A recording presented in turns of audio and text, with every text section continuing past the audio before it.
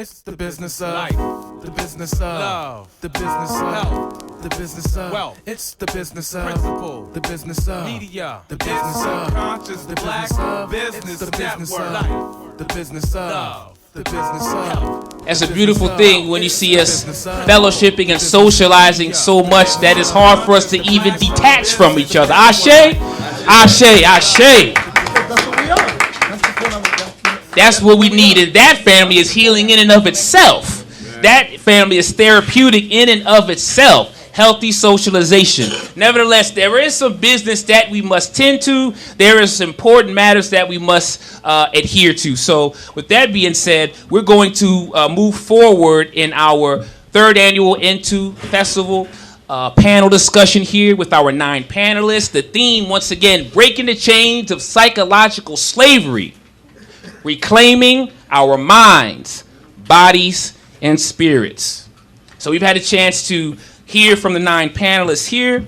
And so at this time, I have some questions that I'll pose to the panel and just some reminders in terms of some things for us to keep in mind as we move forward with this discussion and this conversation.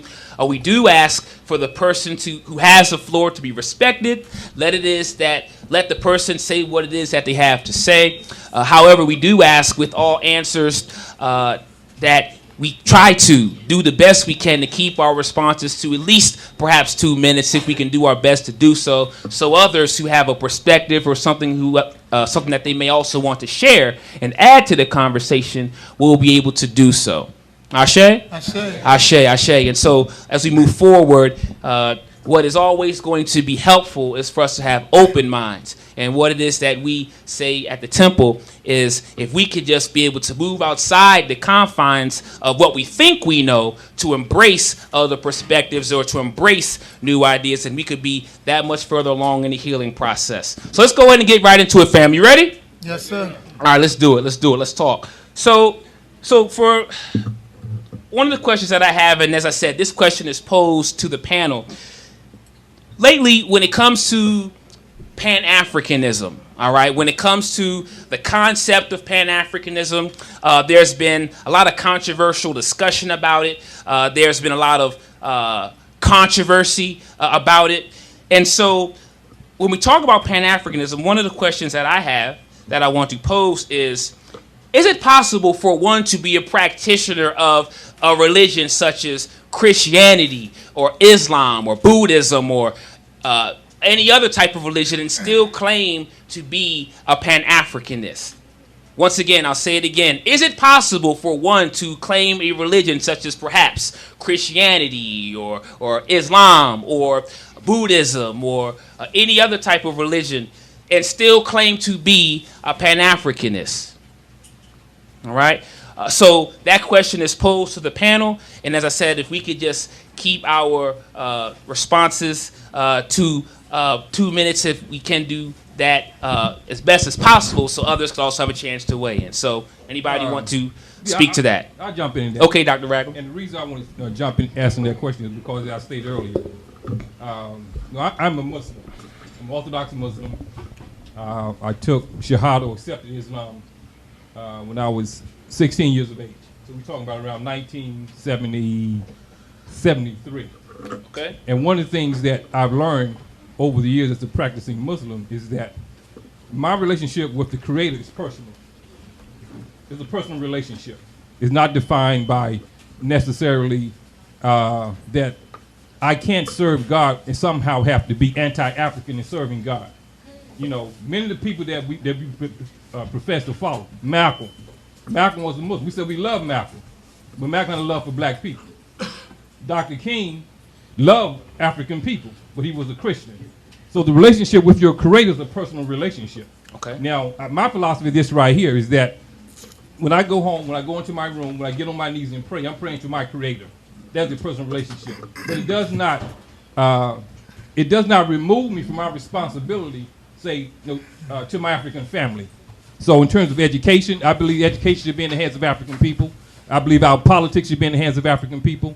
I believe our culture should be in the hands of African people. I believe every aspect of our life should be in the hands of African people. But in terms of how to serve God, that's a personal choice. Just like the same way I put on my hat. You know, there's a saying that no man can put your hat on. If I try to put your kufa on your head right now, I can sit it up there, but you're going to adjust it. There's a certain look. It's a personal choice. The same way you can't comb someone's hair. You can style it, but they'll look at it, they'll flip it up, they'll do what they do to their hair. So I'm saying to say, yes, you can be a Pan-Africanist. You can believe in unifying, say, all of the indigenous people around the world and having a love for those people and still be Christian and still be Muslim. Whatever you call it, is a personal relationship with your Creator. And see, when God, we can't put God in a box. So God comes to us in many ways in how we understand God, interpret God. So we can't say that, well, I can only understand God through a certain way.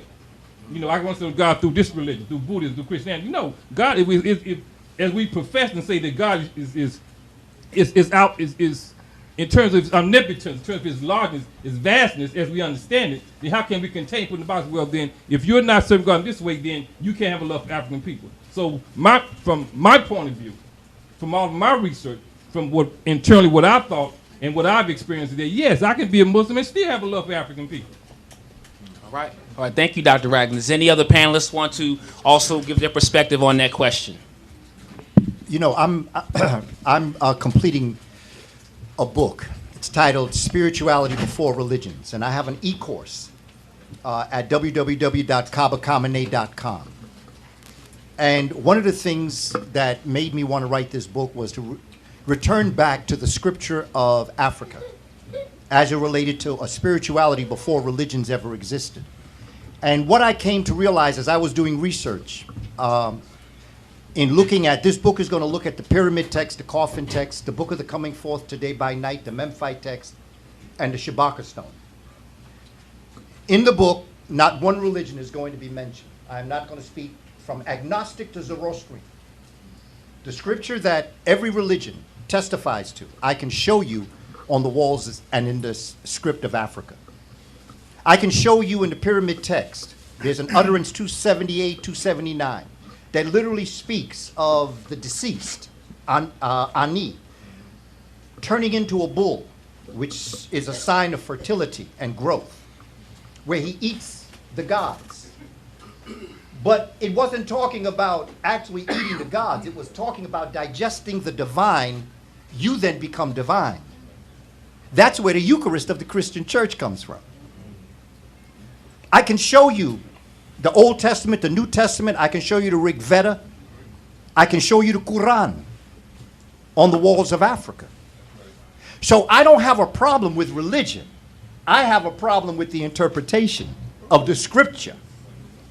Because the interpretation of the scripture that is now ascribed to every faith system is in service to white supremacy, or what I today call white fragility. Because there is no white supremacy. That's an oxymoron. The more supremacist you think you are, the more fragile you are.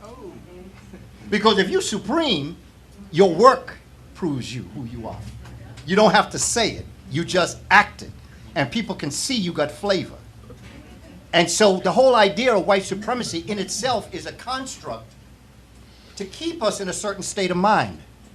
So I believe that I say to anyone that practices the faith system, I don't have a problem with your faith system. I have a problem with your interpretation of it.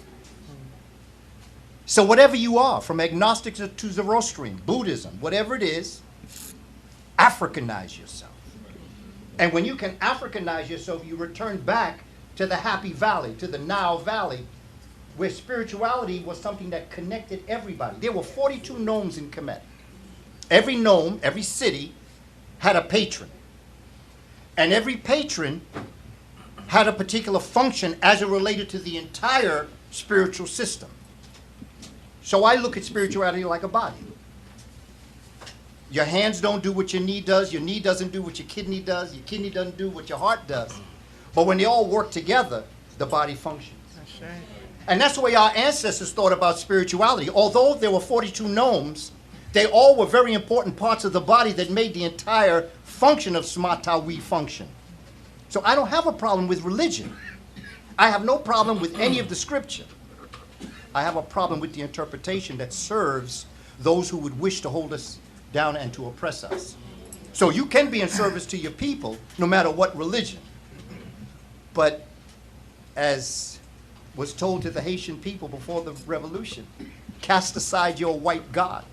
Embrace your spirituality. You are free. Thank you, thank you. Any other panelists want to chime in on the question? Yeah, I'll take a stab at it.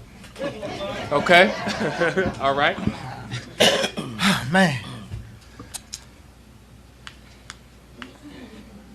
I believe, as Baba Ali pointed out when he spoke about the need to be violent, to come from under this oppression, I believe that. And I also believe, in sync with that, is we have to take a stance against specific things. Case in point, I don't believe, from my understanding of Pan-Africanism, that you can be anything other than African to be Pan-Africanist. I'm going to tell you why I say that. I believe that when we study Henry Highland Garnet, and we study Martin Delany, and we study Alexander Crummell, and all of those individuals who they call immigrationists, and we see the overall evolution and development. If those individuals were able to live 150 years, they would have grew out of those religions that some of them used to push their thought process. I believe that we are in a place in time when we have to totally embrace Africa as we come to know it from our ancestral point of view. And the reason why I say you can't be anything other than African in practice, because every single religious book demonizes Africa. Everyone demonizes Africa. And so I know we say I want to be Muslim, I'm going to be Christian, I'm going to be these things and still be this, that, and other, right? We have to get to a place when we see it for what it truly is. Now, I'm not saying that one can't be a Muslim and not love African people. That's not what I'm saying. I am saying that for once, African people need to truly claim something that's 100% Africa and be okay with that. The same way the Christians claim being Christian, they're okay with that. The same way the Muslims across the world, they don't claim us, and they okay with that. Because the Muslims ran around and enslaved us. But we always got to take this position that we got to be inclusive of everybody. I don't take that position. I believe that Pan-Africanism is 100% about Africa and everything that Africa produced. I believe that once it left out of Africa and went out in those other worlds and stayed out there, it lost its Africanity. Now, I know that the essence, I know that the concepts and the precepts of Islam and all the rest of that come from us, but it's no longer us. And I don't want to claim it. And we need to stop trying to claim it. We need to claim Africa, what our ancestors laid down to us before we left out of Africa. And I think once we start doing that and standing on that and building these institutions the way we need to build these institutions, we can produce what George Jackson talked about. We can produce that, the mindset, because we're not fighting right now because we're unclear. It's a fundamental confusion that we run around with. So that's why we're not fighting. That's the reason why we don't do the things that Baba spoke about earlier on. But every panelist spoke today, and everyone spoke about an element of culture. And that's what I started off saying. Communication is the fundamental means through which culture is what transmitted. It's through language. It's culture. Health is culture. Media is culture. Propaganda is culture. Everything is come back to the culture. And I think that we need to focus on, if we're going to talk about religion, which I don't even like to use that terminology, but if we're going to talk about something that's trying to speak to spiritual enhancement, spiritual enlightenment, we got to go back to everything that predates that. We got to predate Islam. We got to go before Christianity, Judaism. We got to go back to what our ancestors laid down, and it's still there for us to retrieve it. We just got to do the work and go get it and put it to practice. And hold on, the last thing is this. We can no longer take on African spiritual systems and practice them as if we are Islamic and Christian. Too much of that is happening in the USA. We put too much European on everything. We need to truly come to understand our traditional systems the way our ancestors understood our traditional systems. And we need to strive to get that right and practice that. So I think that we need a new Pan-Africanism. I think we need a Pan-Africanism that's evolving and is growing, that's moving us back to who and what we were as African people. Pan meaning all, no doubt. Africa meaning that source of that land. The ISM meaning what we practice. We practice in something that's of Africa. That's what it's about.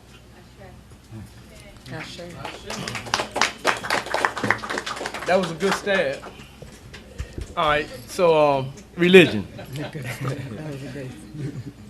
I kind of had went out on a course to study all religions in a way because I have a passion for understanding what turns people into worshiping something, you see. So what I'm saying is that this brother said we need to go back, but how far back do we go? Brother Kaba, I like your ideology on going back to the blackboard when nothing was there, you see, and that's where we are. You see what I'm saying? Religion in itself is a division. You see, now, if you're going to be in Islam or Muslim, be a good Muslim. That don't mean you can't be a warrior. You can be a Christian and still be a warrior for your people.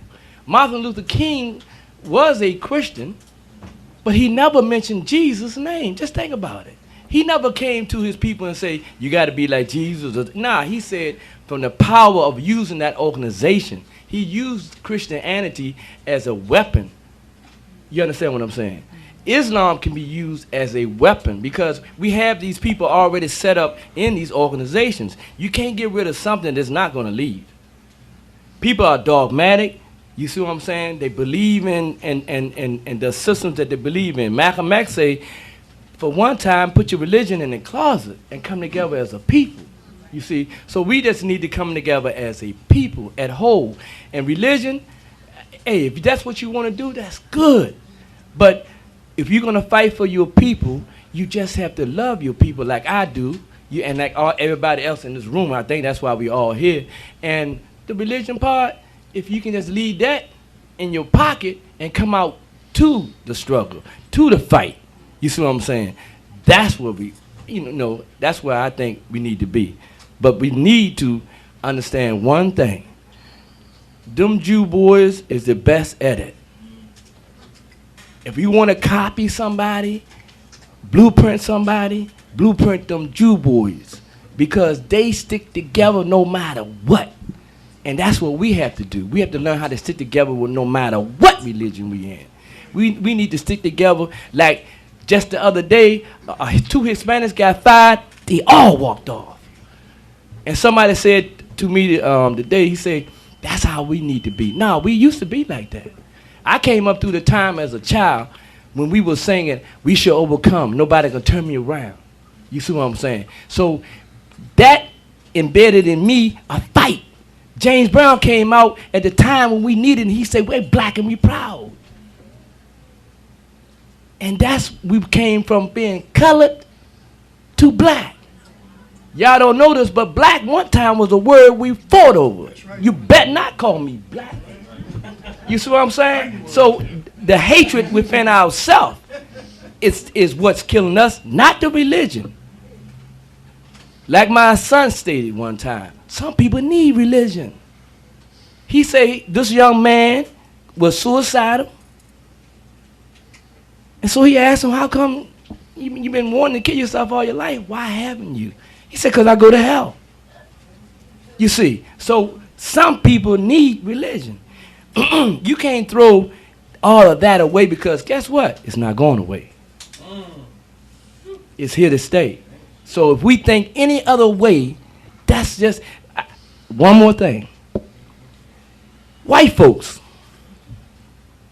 we have a tendency to say he's the man, he's this, he's evil, he's that. But check this out. If you ever been on a plantation, if you ever been in the country where I come from, your house is here and another house way over there, and you running away at night, you're trying to get away. You need help. So they had to go to some of the white folks to get help. I'm not saying put white folks in our organizations, but if we really gonna grow, we need everybody. I'm not saying put white folks, don't get me twisted there. Don't put them in your organizations, but if we're gonna get out of this situation, we need everything. When the slaves, this word slavery right here, when they were slaves, they needed them. We now fuss over how light you is, how dark you is. You see what I'm saying? We fight over among simple things. Kaepernick too damn light to be talking about black stuff. We are our worst enemy. And that's religion. That's religion. Religion is just not Islam. Religion is how you hate yourself. So I'm saying that any kind of tool that you can have to take off that boat, I don't care if you have to knock it off, screw it off, burn it off, or sort it off. We need that tool. Thank you, Baba. And we ask for all those who respond to the question, if they can do the best they can to keep it at minimum of 2 minutes as best they can. Dr. Ball? Hold 1 second. But, Chair, can you keep us 2 minutes? Did you have some, Dr. Gregory? Yeah. Okay. I just want to say, it seemed to me that the principles of all the religions are in essence the same. The difference is when it was given to what people in what context and circumstances. Really, the difference I see in religions is how you practice it. You can practice it fundamentally. Fundamentally say it's my way or it's no way. Or you can practice it in progressive. Say, this is what I'm doing. You do what you're doing. And if you're treating people good, and if you're really getting to the love that we all need to nourish to be healthy mentally, physically, and emotionally, then I'm for you. Right. Whatever religion you practice, it helps you to be more in touch with the love, the universal force, and healthier. I'm cool with it. Dr. Ball? Yeah, I just want to say that I think one of the problems that we have is how we define the term.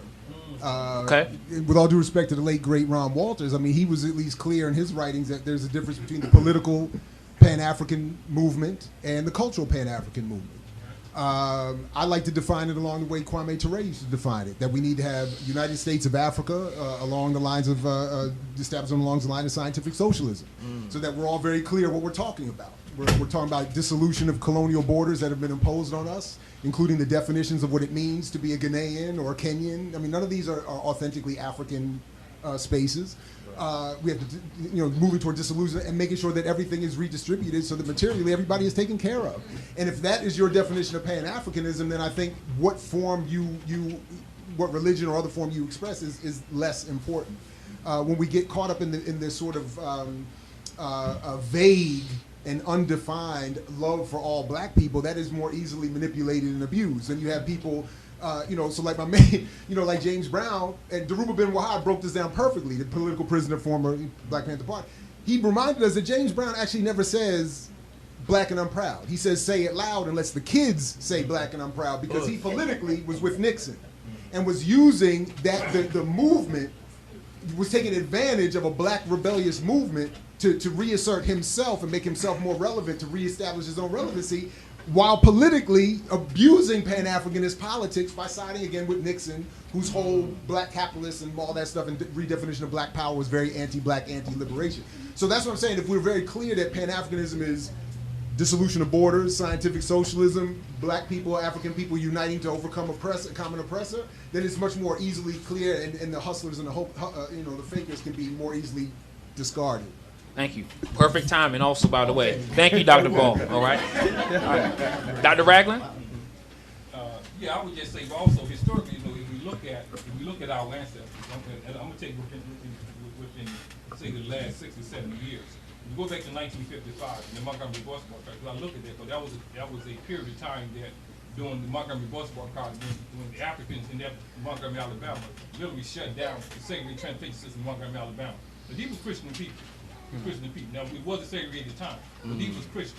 But it wasn't so much about the Christianity as it was the principle of being liberated, of being free, of having a dignity among yourself, of fighting for something that you believe that was intrinsically yours. So even though they may have believed, that same grandmother believed Jesus Christ, she probably had a white picture on her wall. But she went out there and fought because the people came in and said, well, look, we're not going to ride this bus. So you can unify around a common cause, regardless of what your religion is, for the sake of everyone else. Now, I do agree with what the brothers have said. I do believe that you have to be African-centered. You have to have a love for yourself. And I think what motivates, if we look at Black Wall Street, when the city that they built, if it's from the hospitals, the grocery stores, and everything that encompassed that town, these were Christian people. But yet they had a philosophy, they had a love for self that was African, but it came through their Christian philosophical beliefs. The same thing with Islam. Now, unfortunately, the Arabs took Islam and made it Arabism. Okay, so let me be clear. I don't follow Arabism. I'm not an Arab. I'm an African. Okay? But what happened was during the invasion, they took it, and a lot of things you see that Islam is not Islam. For an example, a woman can't drive a car. That's not Islam. That's Arabism. The woman has to walk behind the man. That's not Islam. That's Arabism. But we see cultural aspects of religion, and we say, oh, that's Islam. As the Bob alluded to, it is the practice in terms of how do you interpret it. Because one thing is clear. If you're a man of God, if you're Pan-Africanist, if you Christian, if you are Hindu, if you Buddhist, if you're a man of God, your demonstration is going to be the same. Because the man who's hungry, he's not going to distinguish between you, whether you're Christian, is Muslim, whether you're Pan-Africanist, or Buddhist. If you feed him, he's going to see God within you. And what I'm saying, you have a love for your people. Language does not matter if you genuinely love your people. Now, if there's some distortion you have about yourself, then that's a problem. But if you have a genuine love for your people, your relationship with God is personal. The King of Heart said, I shall do, I bear witness. So if every person in this room decides, I'm not going to serve God, I have an obligation to serve God. Because my declaration is, I bear witness. The same with Christianity. My personal Lord and Savior, Jesus Christ. The same thing with Pan-Africanism. I love African people. It all begins with an I. So whoever fails to embody that, that's on you. But for me, my religion is that when I say that I serve a creator, my creator means that I have a love for my people. It does not remove me from loving my people. Islam does not do that. The interpretation, unfortunately among some men, demonstrates that, like in every aspect of life. In Pan-Africanism, there are some crooks within Pan-Africanism who are playing the people, who are hustling the people, and I've seen this. The same thing in Christianity, the same thing in Islam, Buddhism, politics, because we talk about a disease of the heart. But when you have a godly person, it does not matter what you profess to be, as long as your demonstration, it's only be one way. We talk about ma'at, we talk about the principles of ma'at. It operates in truth. It's easy to distinguish from falsehood. So no matter what you say you are, if I look at your demonstration, I know if you love black people or not by your demonstration. So if I say that I'm Muslim, you look at my demonstration. If I love African people, call me out on it. Or Christian, or whomever. Thank you. Thank you. Dr. Murphy. Yes, yes. I just want to say to the panelists up here, I listen to you very carefully. I'm always, like I said, I'm always a student. And I'm always looking to learn something new. Okay. And see, this is what happened to me. See, only thing I can talk about is myself. Do you know back in the day when I used to tear things up, and then I said, there has to be a change because I cannot live this way no longer. I said, I need help. And I said, if there is a God, help me. Then I had a sister who's Muslim. I had Jehovah's Witnesses come to me. I had brothers who was ancient this and ancient that came to me. Israelites, everybody, and they was all sincere. They had so much wisdom and knowledge. Now I'm confused. And I'm saying that, I said, I don't know what to do, but listen to, but then, this common sense sometimes. Yeah, common sense sets into me sometimes. This is just the way I think. All this wisdom and knowledge I'm listening to right now, all this deepness, brothers, they feeling this thing. And some of them have so much wisdom and knowledge about ancient this and ancient that. And like I say, from the beginning of time, only way I just say, just my common sense is this. I believe there is a God. I believe there is a creator. All this just can't be happenstance. I believe that. But as far as these philosophies and everything else, I'm still confused on that. Because like I say, all of these different, I don't know. Like I said, ain't nobody came back and told me either what's the real deal is. And so, like I said, I've been listening to these dialogues for many years. But as the brothers say up here, the bottom line, what each one of them is saying is this. If you love your people, no matter what you believe in, no matter what your purpose or cause, whether you believe or not, if things going to change, we as a people going to have to come together. We cannot let these stumbling blocks, the 10% that separates us, then that 90% that will unite us. And these have been the same tactics have been used against us for decades and decades. They pit one against another. We couldn't even get brothers to sit in, and we all supposed to be down for the same cause. For the first time I'm seeing this beginning to happen, but you couldn't get the Israelites to sit down with the nation. The nation couldn't sit with these folks. These people would not come in the same room with each other. But yet we all down for the same cause. Until we learn how to do, like I said, if that's your thing, whether you want to believe it, sometimes we need to keep that to yourself and be about the work of the people. That's pretty much all I got to say. Yes, sir. Okay. Yes.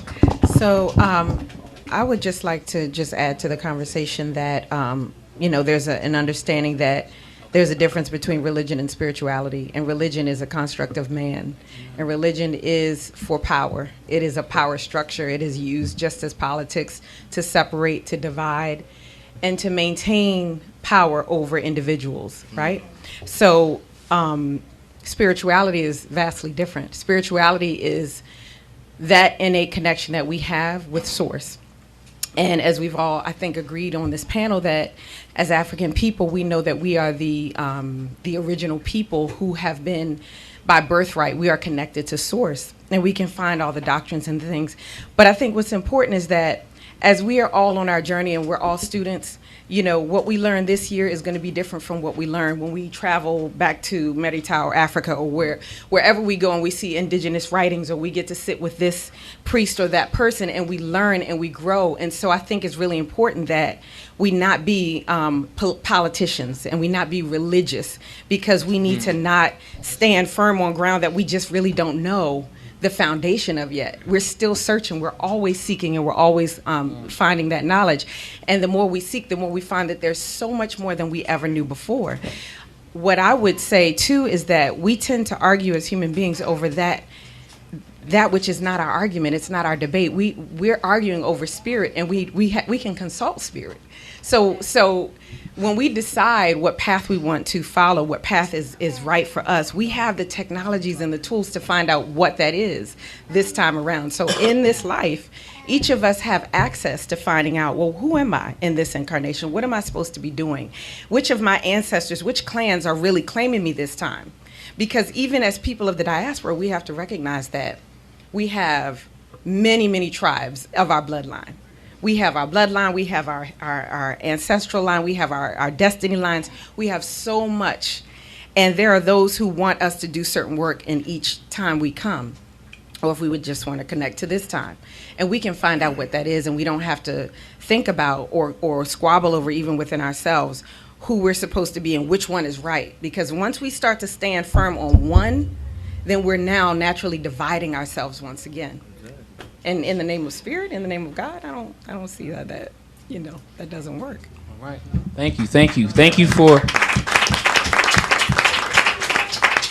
the perspectives. You have something? I don't believe that we can separate spirit from the struggle. History has shown us that Moses was a revolutionary. All right. And it was Nat Turner and Denmark Vesey who were able to read the Bible and saw the injustices of slavery that ignited these rebellions. And so we don't have to be religious, but we should tap into spirit, right? Boukman and the Haitian revolutionaries, they tapped in. Before that revolution was ignited, they said a prayer. They did some drumming. They did some ritual to tap in to power or ancestors before they ignited that revolution. So the spirit and the revolution or our liberation should be one and the same, or has to be one and the same. Thank you. Thank you to all the perspectives from those who responded. Something that I'll insert as we move on to the next question is in Afrocentricity, Malefi Kedi speaks about to be Afrocentric or to be African-centered is to be against all forms of oppression.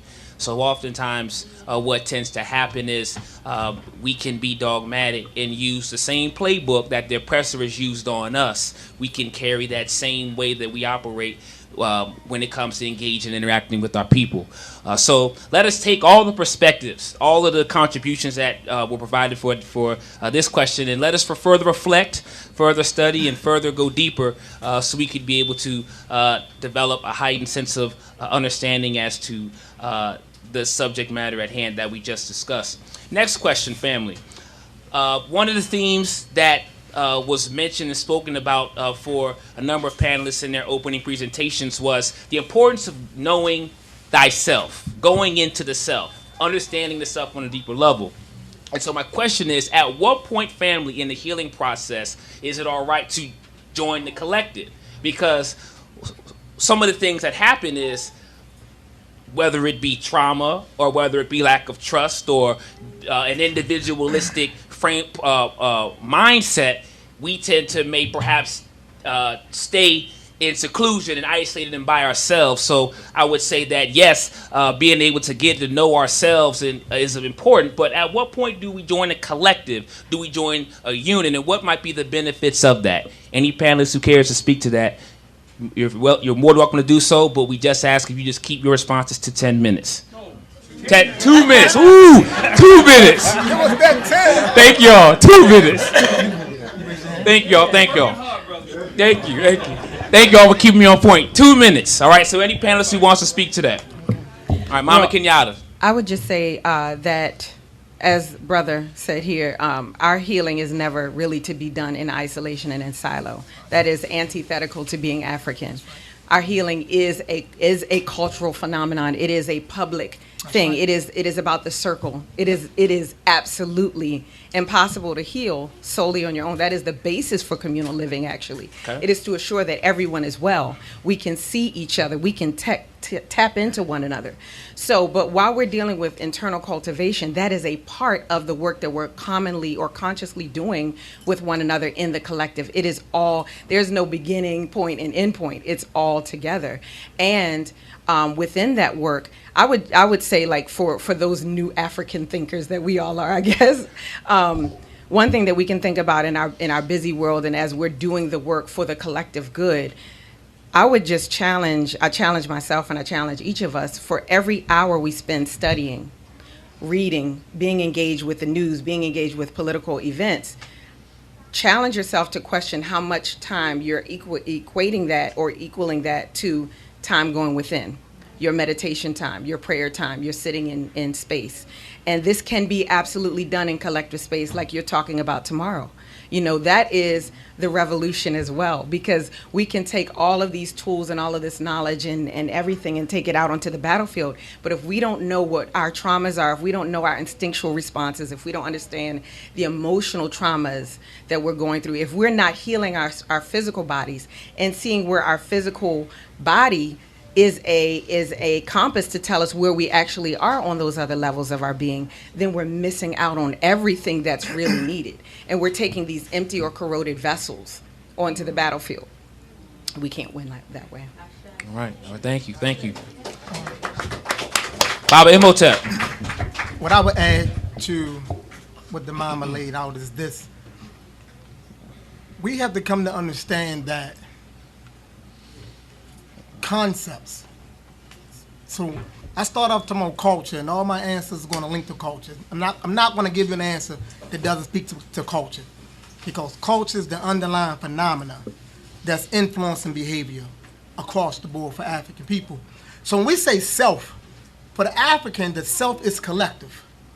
See, in the African world, there is no individualized, rugged self isolated from a body.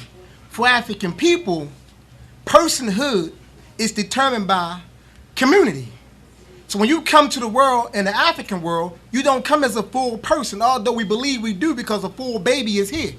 In the African world, your personhood is developed over time within community. So if we are ever going to truly heal, that's done within community. So this going behind closed doors, laying on the couch, talking to this individual, that's all European. And we have bought into that, and we think this is how you're supposed to heal. If you go read Fuki out, he tell you about the therapist, and he speak about how the true African therapist handles the therapy in the community. You don't go behind closed doors. So if we're going to heal, our healing is in community. But I'm not necessarily talking about people who live on the same block. That's something different. This is European construct. When I say community, I am talking about people who are synergized around ideals, aspirations, concepts, and spiritual beginningness. That's what I'm talking about, synergized around that. This is what we have to build, and that grows out of a cultural awareness.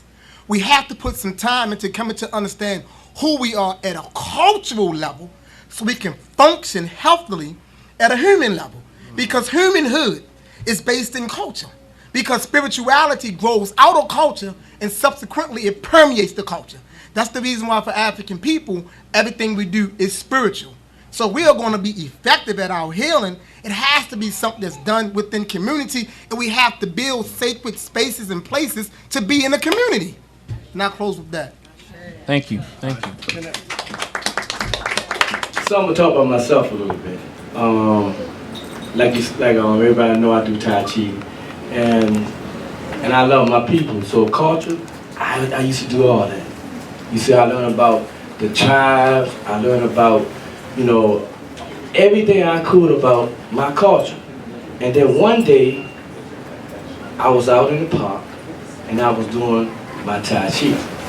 Now, I was a young student in Tai Chi, so I'm learning a lot of things, and I learned about self, internal self. I learned about my internal self. And then when I was doing the Tai Chi, something came to me. God, but the ancestors came to me and hit me and tapped me and said, okay, that's it. They say, know thyself. Know thyself is good. Know thyself, know thy culture is good. But until you go internal in yourself and really learn who you are, your organs, where they place, what they do, you ain't gotta learn all of that, but learn that this body that we have is connected to everybody in this room. This body is connected to forces and powers of this universe. You can tap into anything and heal yourself. I was ill at one time, and the forest healed me by talking to a tree, let's say. But I'm not saying that when you tap into yourself and heal yourself, and then you come in meditation and you have a peace of mind. When you begin to have a peace of mind, then you can do work. You can do plenty of work, because now you got a healthy body, a healthy mind, and a healthy soul. So now you can go out and fight the war. Ashe.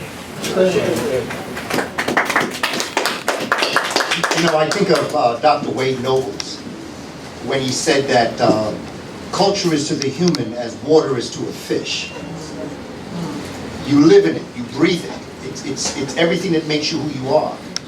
And one of the things that I've done in studying our ancestors is looking at the role that science plays. Science coming from the word scient, meaning knowledge. When I go into a temple or a religious building to get the audience in place, I start off by saying, I don't believe in God. Okay, now you know what that's going to happen, right? I say, and I don't have any faith in God. I know God. There's a difference. To have faith is to be superstitious. To believe what you're dealing with is religion. But when you know God, that's science. This morning before I came here, I saw God. In fact, I watched God brush his teeth. I watched him wash his face, and I watched him do what I do every morning. That when I was 12 and a half, I first met Professor John Henry Clark. And there were 5 young brothers and sisters that had been brought up to Harlem by, we call, old heads.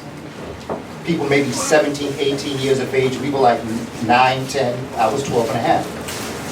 And Dr. Clark gave us a homework assignment that I have practiced every day of my life. He said, when you look in the mirror, I want you to tell the person that you're looking, I love you. And mean it. Because if you can't do that, there's nothing anyone else can do for you. Dr. Clark said, as I grew with him, he said the one thing he wanted to give me as a young brother was a sense of self-concept. When you talk about when do you stop going from within to go out, there's a science to it. The first step is self-knowledge. The next step is self-management, which is discipline. Then you can know other people, and then you can manage other people, which is called leadership. There are 2 laws in the cosmos. This is what all African spirituality from my research, and that we could say it in a lot of different ways. But the first thing is to know that each and every one of us is the creator having a human experience. The second law is to treat the other creations of the creator as you would treat yourself. And if you go by those 2 laws, everything else builds from that as you transcend through the waters. And can I just say one more thing, because I know time is up. We talked about the crabs in the basket. But the other thing to realize about crabs in the basket is that they've been taken out of their natural habitat. If you return those crabs back into the water, they actually help each other. They sit on top of each other, so the one on top can eat. And when that one eats, it goes down to the bottom and lifts the other up so the next one can eat. Then it comes down. So it is quite natural, as we observe the way we conduct ourselves, that it is quite natural for a natural being to act unnatural in an unnatural surrounding. Yes. So what I say is, let's return back to our natural waters. Because we ain't going to act like this. Because we're back as a natural being in a natural habitat. Each and every one of you is the creator having a human experience. Don't ever forget that.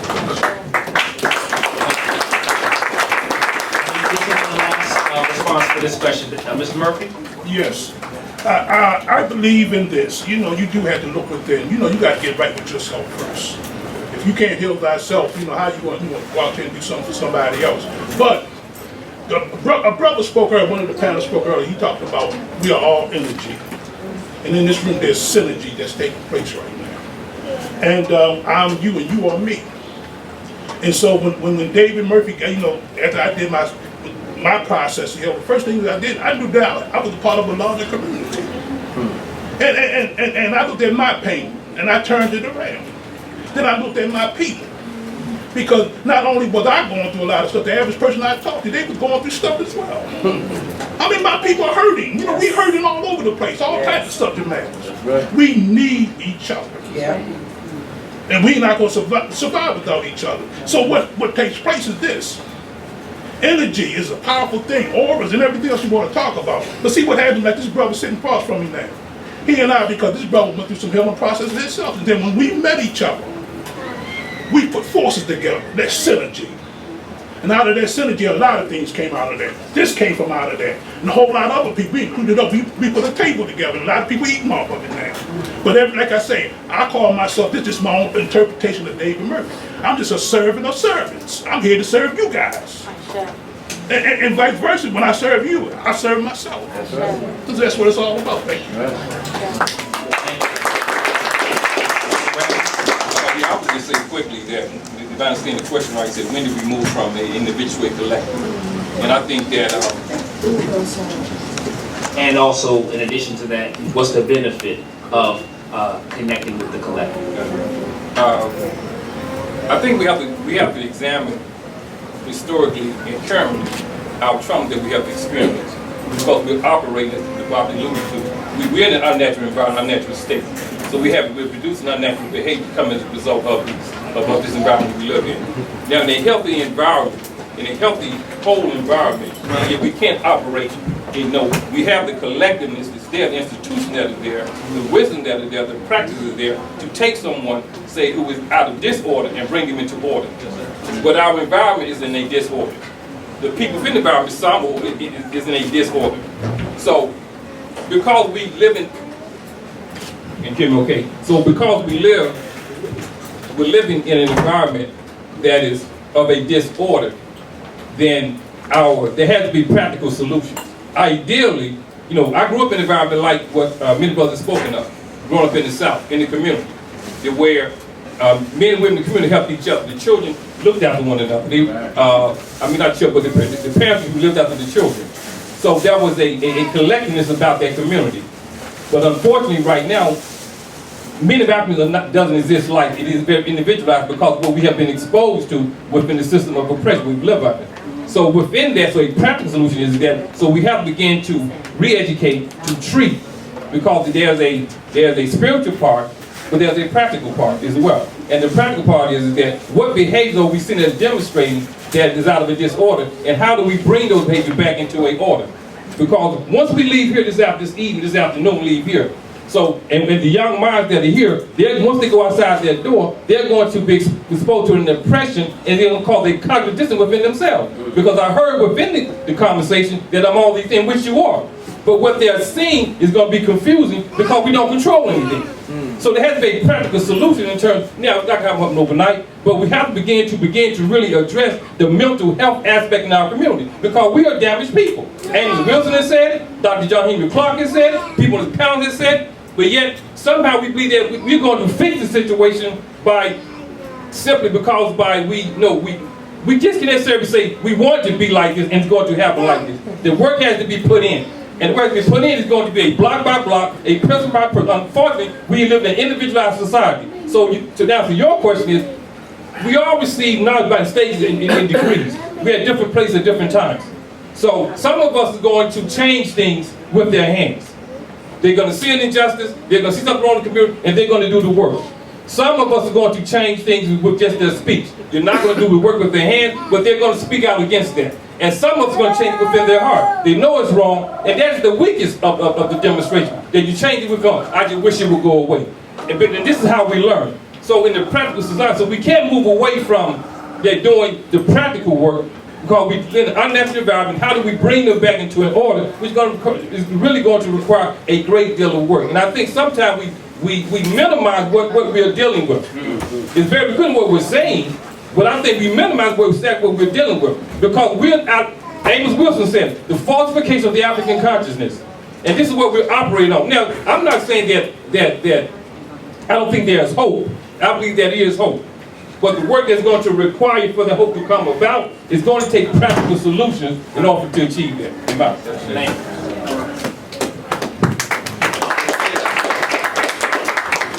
I like to take you know, when I look at this and a lot of what we're talking about, I think sometimes we forget there's a concept in African culture called it's a pluralistic type of culture, right? And I think sometimes we forget that it's not a this or that conversation when we look at things, and that's in everything. I think when we look at it, that in a sense, when I hear things called European, I don't think there's nothing called European. I just don't. I don't think there's nothing called white. I think that which helps black people or helps African people is African. If it's against them, then it's maladaptive, and thus it's not African. Africans have done everything. Africans can't do everything. It's no thing. I think when we get caught up on things being African or not African, we limit our possibilities. We limit our interventions. Even when we look at it from I have this conversation, science versus spirituality. To me, it's nonsense. It's like Africans, you know, people looking at me who had this conversation. But to me, it's nonsense. I think Bible Calvin says it so well. African, what does he say? He says spirituality is unseen science, and science is seen spirituality. Again, it's not a this or that conversation. So again, when I look at it, it's not an individual versus collective. Because we are individuals and we are collective. It's not a this or that. It's not when we go in the room and one person, some people need one room. I'll just be honest with you. I've dealt with too many trauma people that understand it. They might not be able to be around a whole lot of people at this point. But maybe they're walking towards that. And I've seen this successfully. I've also seen it the other way. So what I'm saying is, I'm just stretching. The reason why I wanted this panel discussion to happen is for us to really reflect on what each other is saying and what each other is bringing. Because I think many times, I'm not even thinking, I know, that many times we get dogmatic. And we talk about religion, but we've created a new one. So I am suggesting and urging us not to get so dogmatic about our philosophical understanding or our political viewpoint that we become blind. And then we won't pick the rap up because the white man made it, when we need it and everything going on the water. So what I'm suggesting is that rap was African if the white man made it, if the white man brought it to you, or whatever else. So what I'm suggesting is, I think it's not a this or that conversation, it's a this, that, and conversation. And if we study our scholars, our best, we always hear them say it's not a this or that, it's not African. I mean, it's not a this or that, it's a this, that, and. Or it's both and. And they also say, we have this thing that one of my teachers says is he talks about segmented biblical attention. I say in the Pan-African and conscious community, we have segmented philosophical African philosopher attention. We only focus our attention on certain pieces. And that's fighting when we look, like the Bible's one of y'all said, we ain't necessarily we got to make sure we're ready for certain things. I'm not saying not to do it. Fight something you can win. Fight something you can win. Because too many of us are going out here fighting something we can't win because of our emotions are out of order. Our emotions are out of order. We had so much zeal. We had so much zeal that we lose our damn brain. Excuse my language. But we have so much zeal and so much promise. But we don't use our brain because when we become emotionally overtaken and we talk about trauma, we have to realize what trauma does. That's right. Trauma keeps you in a place where you feel attacked. And sometimes you misread things that are actually aids to your liberation. Because if you ever deal with, I say look at it the most microscopic level, the microcosmic level, and the individual dealing with trauma, then look at it on a group level, and I'm suggesting that we are blinded by this boogeyman. Dr. Amos Wilson, I'm going to stop there. But what I'm going to say is, I hope what we take from this conversation is we at least will reflect on what was said. Because all of us are here because we want to see change. But what happens is we are so easily, we make each other enemies if we don't adopt each other's philosophy. But now understand that there's so many philosophies, there'll be continuously new philosophies, there'll be new religions, there'll be new everything. Every day there's a new religion made. I said one was just made 1 second ago. When we think that the only way to do a thing is the way that we see a thing, we've created what we call a religion. So, so what I would suggest is that just reflect on that. Because I see so much separation in the community. Because I know the answer. Because I have the answer. And we don't admit that we don't. There's no answer. There's no answer. There's things that we can try. And if it doesn't work, we use science. We review it, we examine it. And if it ain't working, maybe we have to try something new.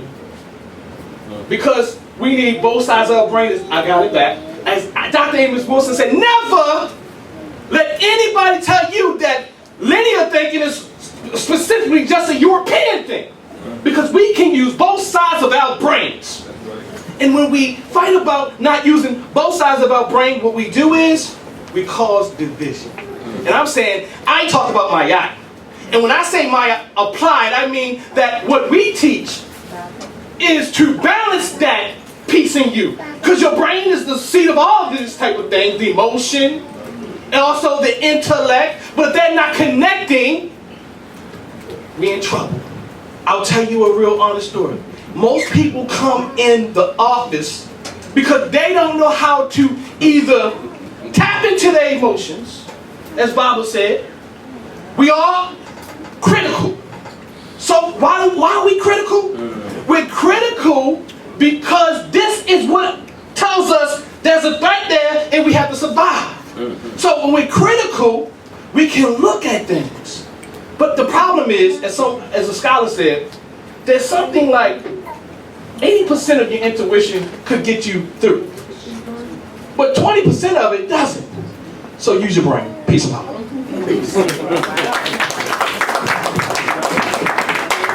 Thank you, Mr. Carr. So, yes, absolutely. And then we'll allow the audience to be able to have a chance to be able to ask their questions to the panelists as well. Bob and Mutab? Yeah. Let me try to clarify myself. I think that if you're walking down the street and your enemy pull a gun out on you, if you can take that gun from that enemy, you should use it on the enemy. I would never tell you not to use anything from the enemy against the enemy. But I do believe that everything in this world is culturally constructed. And I know since everything in this world is culturally constructed, that's not to say that you can't use something from someone else. Like you can take two individuals that are 5'5", 185 pounds, and one of them can have a suit tailored to his fittings. then I come along and put that suit on. It doesn't fit me to a T, but I can wear it. It wasn't tailored for me. See, that's what culture is. Culture is uniquely tailored for people. And there is always a cultural way, whether you want to acknowledge that or not. Now, I'm not saying that because I say this is African, that is your opinion, that is incorrect. But we have to understand it that way, because that's how the world sees it. And see, as black people, right, we keep trying to find a way to be inclusive. We're trying to find a way to appear nice, right? And I'm not saying that you can't use something with somebody else, because that's what cultures do. Cultures exchange information and use information. Any wise, smart person would do that, right?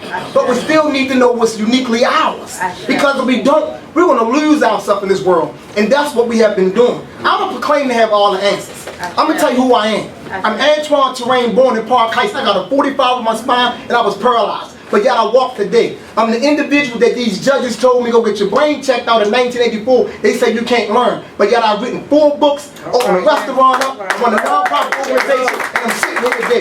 And you know how I done that? I was a Christian, I was born a Jehovah's Witness, I was Islam, I was moral science. None of that helped me. I picked up books and started reading about Africa. That's what got me here today. And that's the reason why I stand on Africa. Because I know what they've done for me. I know how I see the world, and I know the people that I have produced. I got an organization that's running right now inside the prisons that I established back in 1995, and it's running successfully inside the prisons. So that's the reason why I say I will forever push culture. I'm talking about from my point of view and how I see the world. And we taught these Jews, go read the book called Tribes. In that book, the Rothschild said this. The Rothschild said they don't got a bunch of money because they were some great financial people. They said we don't got a bunch of money because we were smart. He said we got this right here because we knew we was Jews. Culture. They understood they had a culture phenomenon. And that's why I'm saying that. I'm not dogmatic at all. I don't feel like I'm dogmatic. I'm not dogmatic. I'm very flexible. But I'm going to push culture because I watch and I see us. We as a people have to be okay with claiming ours. They've been okay with that. You know what I'm saying? And then we can interface with anybody. But if we keep interfacing with people from a place of emptiness, we perpetually get lost within other people's stuff. And like the Bible said early on, the mind will rationalize anything. It will justify being stuck in somebody else's way of life. And it's not working for us. And we know it's not working for us. This nuclear family, it's not working for us. We know that. These religions on a grand scale of things, they're not working for us for real. We know this. But I'm not saying that people don't get religion and get help. I'm not saying that. I'm not saying that a person can't find Christianity and be okay. I'm not saying that either. I'm not saying a person can't find Islam and be okay. I'm not saying that. Okay, I am saying that, you know, we have to be okay with saying this is ours. Everybody else is claiming something. Why can't we claim something? That's all I'm saying. And I claim ours. So what we're going to do at this time is allow for those of you in the seats, the audience, to be able to have a chance to ask your questions. The business of, well, it's the business of, the business of media, the business of conscious, the business of business, the business of the business of love, the business of the business of, well, it's the business of.